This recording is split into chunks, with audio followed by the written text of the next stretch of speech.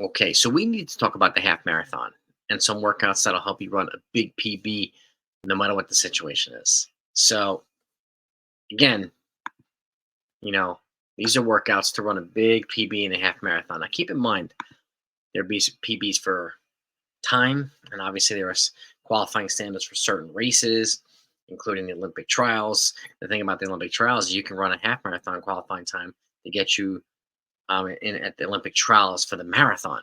So, pace goals are one thing, but there are also tactical situations where prize money is involved and championships are involved and medals and so on and so forth, where it might change the racing style, right, for the half marathon stuff. So I'm going to give you types of workouts to address both situations. Okay.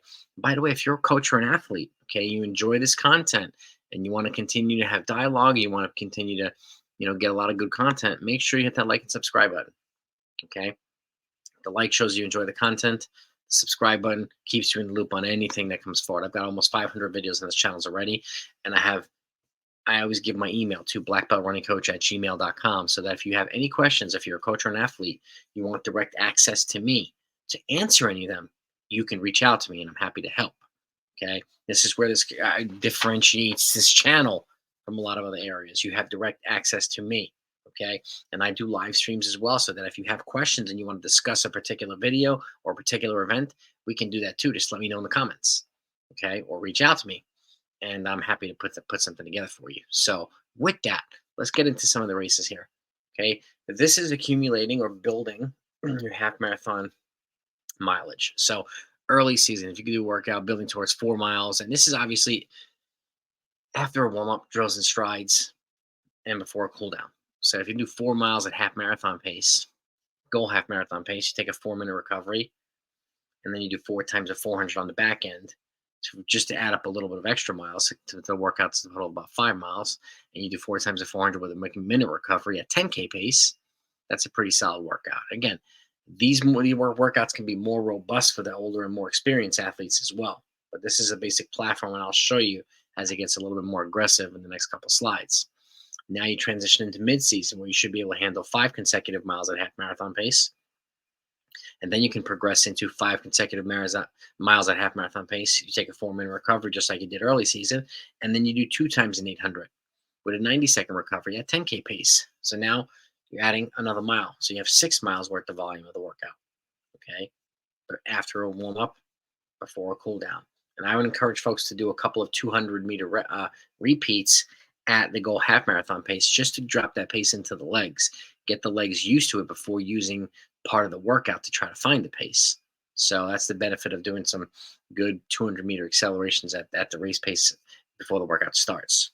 So that's mid-season, okay? And then late season, you're building towards 6 to 7 miles at half marathon pace, so your goal half marathon pace. So let's just say the pace is 6 minutes per mile. At this point, you should be able to run at the very least 6 or 7 miles at half marathon pace. Okay. You can go further, that's even better.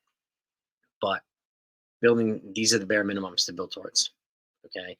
That's slide one. Now let's transition to slide two, where things get a little bit more uh, specific in nature, and just show you the tactical situations that you might incur in these particular races. And again, tactical situations allows you to excel in different race situations. Okay. Because the last thing you want to do is run someone else's race. I mean, the ideal situation is to have them run your race. Okay. But you beat them in yours.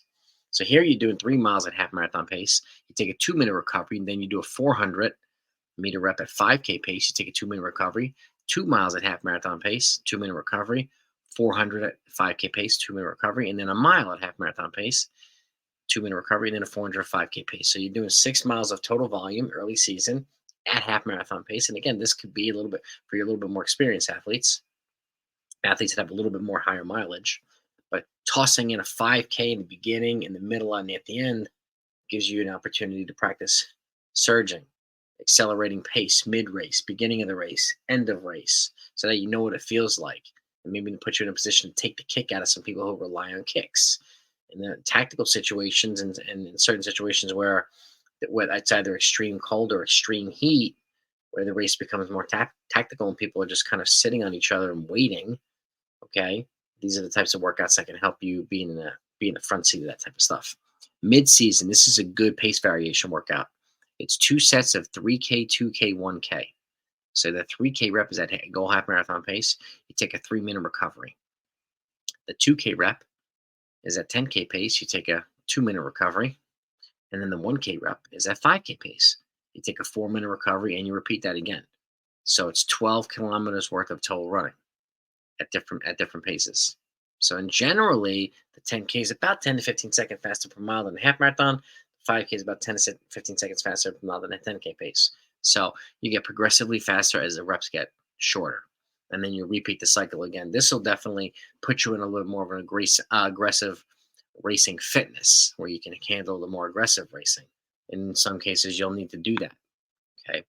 And then late season, at this point, you want to be able to handle 7 to 8 miles at goal half marathon pace.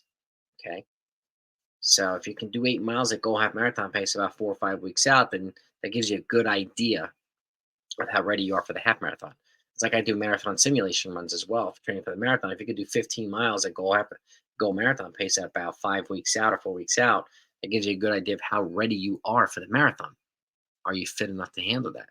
Because at the end of the day, when it comes to the half marathon or the marathon, you want to be running half marathon pace or even faster if you can towards the end of the race, not the beginning of the race. So it's workouts like this that'll help you get to that point. Okay, and lastly, rep workouts. Okay, early season, 10 times a kilometer, 90-second recovery after each rep. The goal is to run them at half marathon pace, and you can finish the workout about 10K pace for these reps. And it also gets you practice accelerating in longer reps rather than having to wait for the final 200 or final 400. Now you can drive from further out. And this will definitely take the sting out of some people who rely on kicks. Okay, then you progress towards 7 times a mile with a 2-minute recovery at the same thing, half marathon pace. And if you can run the last rep at 10K pace or close to it, that's a good position to be in. Okay, a good mid-season workout. And then you progress towards late season, 5 times 1.5 mile with a 2:30 recovery. And you run this whole thing at half marathon pace. And if you can run the last rep at a little bit faster than half marathon pace, you try to run as close to 10K pace as possible. That is an outstanding progression from 1,000-meter reps at that progression to mile reps to that progression, and then to 1.5 mile reps at that progression. And you're giving yourself enough time to adapt. And again, this is one of the things that you can do as a coach or an athlete. There's a lot of ways, and I'll say this repeatedly too. There are a lot of ways where you can show improvement, progress, right? You can run the same workout again, just run it faster. You can add volume to the workout. You can cut recovery from the workout. So there's a lot of different things that you could do. Okay. And also, it's up to it's up to you as a coach to decide what's most appropriate for your athletes. And this is where coaching with the eyes is important, just as important, if not more important at times than coaching with the stopwatch. So, and then factoring in, are these workouts going to be flat? Is your half marathon flat? Do these workouts need to be rolling? Is the half marathon you're training for a rolling course? So getting an idea what the course looks like ahead of time helps you design the workouts accordingly and appropriately, and also factors in pace variations and for rolling courses and so on and so forth. So those are the things I would definitely encourage you to keep in mind. But I hope you enjoyed this. Let me know if these workouts are familiar to you, or if you've tried things like this. Okay, I've worked on all these. I've utilized this in all my athletes. Okay, a lot of my athletes train for the marathon or the half marathon and so on. Again, there's a lot of similarities too. But these are the types of workouts also. It gives you time to build up a robust long run, and it makes the transition either up to the marathon easier or back down to the 10K or 5K easier. So, let me know if you enjoyed these. Hit the thumbs up again. I thank you so much. If you have any questions, again, blackbeltrunningcoach@gmail.com. I am here to answer them. I'm here to help you in any way possible. Have a great day. Have a great season. Talk to you next time.